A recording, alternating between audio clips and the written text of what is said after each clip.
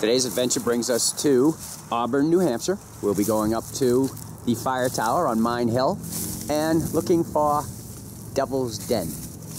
So it's still winter in New Hampshire. I mean, the snow's dying. We can still see where we're going. We will be headed up that way. This is our second time out here. We didn't film it the first time, so we're coming back for the project that we're working on.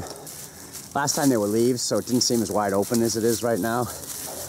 When the snow dies, it becomes water. So there's a lot of water on the trail. As you can see, there's a lot of no trespassing signs.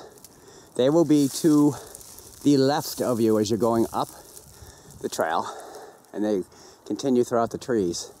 So just keep in mind that you are walking next to private property, and as usual, respect the owner's privacy.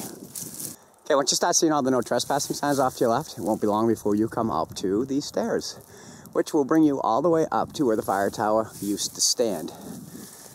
Stairs are usable, but they are very much covered in moss.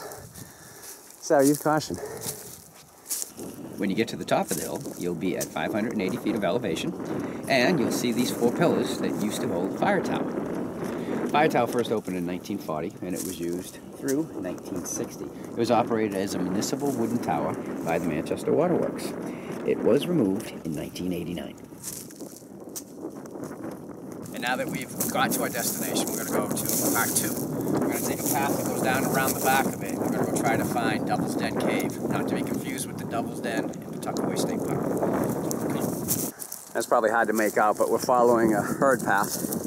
There are actually bridges along it, provided we stay on it. It was a lot easier to follow last time we were out. We come across a pipe, which was probably bringing water up to the fire tower. We know it wasn't electrical because the electrical is right there. Even though there is a private residence up there, some of this wire is down, so pretty sure that's what went to the fire tower. So we've left the herd path and we're bushwhacking down to this area, which we believe is Devil's Den Cave.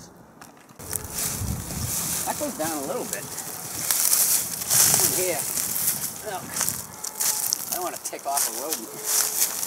Hey, so anyway, this is what we believe to be Devil's Den Cave, or where it used to be. It's filled in now. It used to go back 60 feet, and there was a room in there, 25 to 30 feet in diameter, and you could get all the way back to the end of the cave by crawling through some very, very tight areas, according to the research that we've done. We also heard that at the end of the 60 feet, there was a drop-off, and at the bottom of that drop-off, human remains were found. So they filled it in so no one else could get hurt going in there. The research that we did showed this area as where the cave was, and there's no hard document facts on where it is. So we're believing that this is where it is. So, and let me tell you, very cushy under here too. But I believe it went in this way. But that's just a guess. Now, let's see if I can get myself out of this hole.